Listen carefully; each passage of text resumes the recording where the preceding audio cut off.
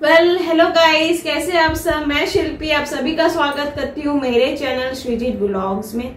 आप सभी को पता है कि मेरी डिलीवरी हो गई है, लेकिन मैं यहाँ ये व्लॉग बना रही हूँ अपना फुल डिलीवरी एक्सपीरियंस बताने के लिए कि क्यों जल्दी जल्दी में हमें डिलीवरी करानी पड़ी और क्यों मेरी छोटी सी बेटी अनिका 2 से 3 घंटे के लिए एनआईसीयू में थी। क्या स्टोरी है, क्या कुछ हुआ था उस दिन, वो सारा मैं सभी के साथ शेयर करना चाहती हूँ। So stay tuned. 31 जनवरी को अनिका का बर्थडे है, यानी कि अनिका उस दिन जन्मी थी। लेकिन क्या हुआ था कि 30 जनवरी को मुझे ना उसकी जो हमेशा हमारे बच्चे जो है 9th मंथ में किक करते रहते हैं, कभी दिन में कई बार वो लोग किक्स करते हैं और हमें उसी से पता चलता है कि वो लोग ठीक है, वो सब कुछ नॉर्मल है, लेकिन सब कुछ सही है। लेकिन 1-2 दिन से ना मुझे अनिका की जो किक्स है वो कम फील हो रही थी, यानी कि 28 को भी कम फील हो रही थी, 29 को भी कम फील हो रही थी और 30 को तो बिल्कुल ही फील नहीं हो रहा था।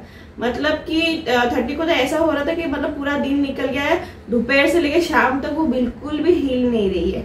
हाँ, तो मैं थोड़ा डर गई कि ये बिल्कुल हिल क्यों नहीं रही है। मतलब पहले के 2 दिन तो फिर भी थोड़ा बहुत मेरे को फील हो रहा था। तो रात को 11 बजे हम लोगों ने सोचा कि नहीं चलो अभी हॉस्पिटल चलते, अब हिल नहीं रही है, मतलब एंड में हमें ज्यादा ध्यान भी रखना पड़ता है। तो हम लोग हॉस्पिटल गए 11 बजे। वहां पे नाइट डॉक्टर अवेलेबल थे, उन्होंने सारा चेकअप किया। फिर उन्होंने हार्ट बीट्स देखी। फिर किक तो तब भी नहीं हो रहे थे, लेकिन हार्ट बीट्स बिल्कुल नॉर्मल आ रहे थे। फिर डॉक्टर ने कहा कि आप तुरंत ही एडमिट हो जाओ, सुबह को जो हमारे जो मेन डॉक्टर है वो आएंगे, सोनोग्राफीज होगा, तब हम डिसाइड करेंगे कि एक्चुअली में करना क्या है। तो स्वादा भी छोटी है, वो घर पे थी, मेरी मॉम आ गई थी वैसे तो। लेकिन हमने सोचा कि अभी जो हार्ट बीट्स आ रहे हैं नॉर्मल है। हाँ, और उस वक्त ना बेबी ने 1-2 किक्स मार भी दिए थे। तो हम लोग सोचा कि बेबी भी 1-2 किक्स अभी मार है, तो हम लोग सुबह को आते, अर्ली मॉर्निंग आ जाएंगे। वैसे भी रात के 2 तो बज ही रहते हैं, 7 या 8 बजे सोनोग्राफी होना था। तो हमने सोचा कि अभी घर चले जाते, सब कुछ सेट कर देते, बैग वैग सब ले लेते हैं, जो भी हमें जरूरी है वो सारा हम अरेंज करके फिर आते हैं। तो हम लोग वैसे ही कि हम लोग घर चले गए और नेक्स्ट दिन सुबह 7:30-8 बजे मैं हॉस्पिटल गई। वहां पे फिर डॉक्टर ने सोनोग्राफी किया। फिर डॉक्टर ने सोनोग्राफी करके मुझे बताया कि जो पानी का जो लेवल है वो कम हो गया, यानी कि 10 से 12 होना जरूरी है और मेरा 9 हो गया है। तो डॉक्टर ने कहा कि अभी भी 10-12 दिन है आपकी डिलीवरी में, आप चाहो तो अभी एडमिट हो सकते हो, और अभी एडमिट हो जाओ तो अच्छा है, वरना फिर पानी धीरे धीरे और ज्यादा कम हो जाएगा, फिर एकदम से कम हो गया तो प्रॉब्लम्स भी हो सकती है। तो ठीक है, फिर डॉक्टर ने ना कितना डायलेशन हुआ वो भी चेक किया, क्योंकि मेरे को लेबर पे नहीं उठा था। तो मैं चाह रही कि नॉर्मल डिलीवरी हो, अगर सीजरियन होना होता तो कोई प्रॉब्लम नहीं, वो तो जब इच्छा है वो सीजर कर लेते हैं, लेकिन मेरे को था कि नॉर्मल डिलीवरी हो।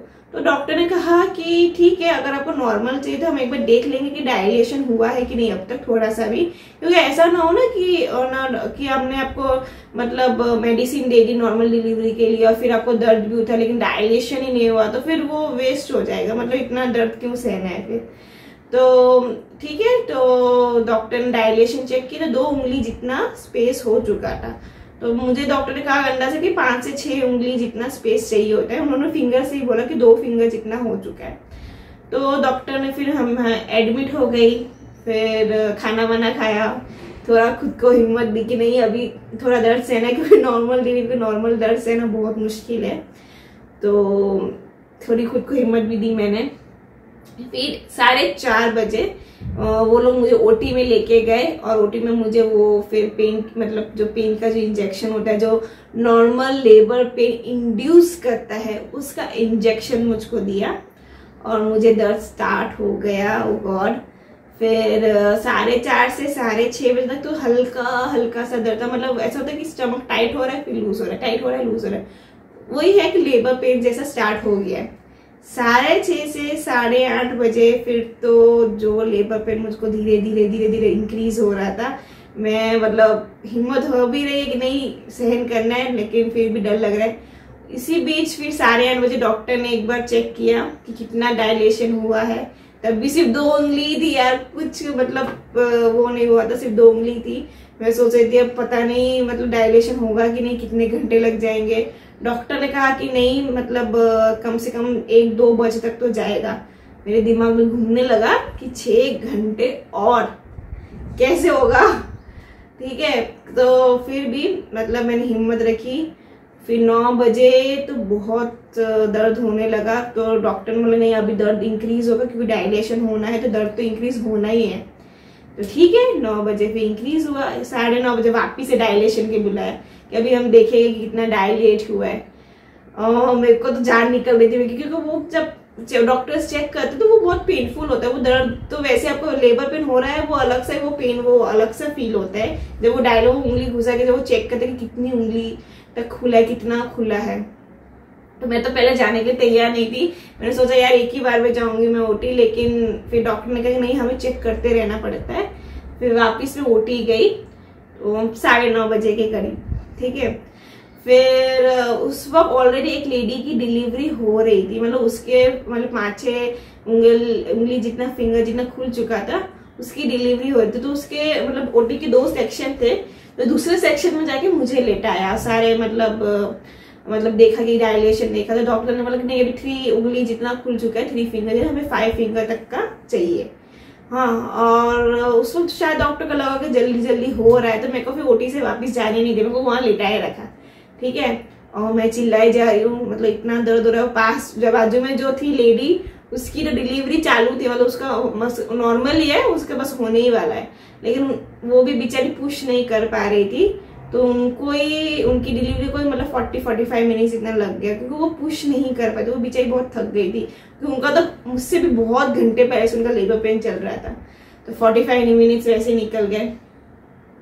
तो उस वक्त तो मतलब 9:15 बजे के बाद तो मेरा दर्द एकदम बढ़ चुका था, मतलब मैं एक्सट्रीम पेन में थी, एक्सट्रीम पेन में।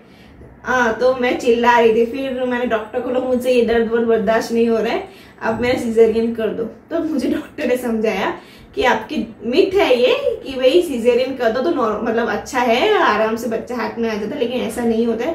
जो पेट में जो कट पड़ता है वो फिर उसको रिकवर होने में मतलब वो जो बहुत टाइम लेता है, वो भी इक्वली पेनफुल है नॉर्मल डिलीवरी के जैसे, बहुत ही ज्यादा। वो भी मतलब ऐसा जो दिमाग में सबके बैठे रहता है ना कि नॉर्मल डिलीवरी बहुत पेनफुल है, सिजेरियन तो आराम से पेट काट लो, बच्चा आ गया, सीसीसी ले लो, बस हो गया। लेकिन ऐसा नहीं है। डॉक्टर ने मुझे समझाया कि वो 2 दिन तक बैठ ही नहीं पाओगे, फिर 1 महीना 2 महीना आपको हील होने में जाएगा, वो भी बहुत पेनफुल हो जाएगा आपके लिए। तो मैंने सोचा चलो ठीक है। फिर तो मेरा पेन एक्सट्रीम हो गया था। वो लेडी का जैसे ही डिलीवरी हुआ फिर मुझे मेन ओटी में ले लिया कि चलो अभी आपकी डिलीवरी है, मुझे पुश करना था। और उस वक्त मेरा दर्द एकदम एक्सट्रीम लेवल पे था, मतलब मैं पुश करे जा रही हूँ इस वक्त। ठीक है, फिर मैंने डॉक्टर ने बोला कि आपको एकदम जोर से पुश करना, तो मैं एकदम जोर से पुश कर रही थी। और उसी वक्त उन्होंने जो भी मतलब टाके वाके लेने थे वो सब कर रहे थे वो, मैंने जोर से पुश किया और अनीका आ गई। अनीका इस दुनिया में आ गई थी। और फिर मुझे तो एनेस्थेसिया दे दिया था, तो मुझे नहीं पता उसके बाद क्या हुआ, लेकिन 3-4 घंटे बाद जब मुझे होश आया तो मेरे हस्बैंड ने मुझे बताया कि अनीका अभी NICU में है। तो मैं थोड़ा डर गई कि भाई अभी NICU में क्यों है वो। तो फिर उन्होंने मुझे बताया कि जब वो पैदा हुई थी तो उसके लंग्स में थोड़ा सा पानी था, तो मतलब इसलिए फटाफट जो डॉक्टर से उसने उनको NICU में रखा। उन्होंने अनीका को मेरे हस्बैंड ने देख लिया था कि हाँ मतलब उनके गोदी में 10 सेकंड के लिए दिया था कि ये देखो ये आपकी बेटी है। उन्होंने 10 सेकंड के लिए लिया। फिर डॉक्टर्स ने बताया कि उसके लंग्स में थोड़ा सा पानी है, इसलिए हम NICU में रखेंगे उसको। वो जब खुद से ब्रीथ करने लगेगी तब वो हमें हमारी बेबी देंगे। तो इसलिए 3-4 घंटे तक तो 3 घंटे तक तो मुझे याद है कि 3 घंटे तक तो वो थी NICU में। तो जब उसका पानी वानी सब निकाल दिया, जब वो नॉर्मली ब्रीथ करने लगी, डॉक्टर्स को लगा कि नहीं अभी सब सेफ है, सब कुछ सही है, तब हमारी छोटी सी अनीका को डॉक्टर ने ले आके मेरे हस्बैंड की गोदी में दिया। और मेरे हस्बैंड ने पूरी रात उसको संभाला, मतलब उसको दूध पिलाने से लेके उसको चेंज कराने तक उसको उन्होंने संभाला, क्योंकि मैं तो हिल ही नहीं पाई थी, मेरे को स्टिचेस आए हुए थे नीचे। और डॉक्टर ने एनेस्थेसिया भी देख रहे थे। हालांकि मैं होश में आ गई थी, लेकिन मैं ज्यादा कुछ एक्टिविटी नहीं कर पा रही थी। और हम दोनों हॉस्पिटल में अकेले थे क्योंकि स्वधा थी मेरी मॉम के पास, और स्वधा को भी संभालना एक टास्क है इस वक्त। वो अभी भले 3 साल के, बट वो एक टास्क है। वेल, तो इस तरह से हमारी छोटी सी अनिका हमारे पास आ गई, हमारी फैमिली जो है वो कंप्लीट हो गई। लेकिन मेरा जो पेन है वो कंप्लीट नहीं हुआ,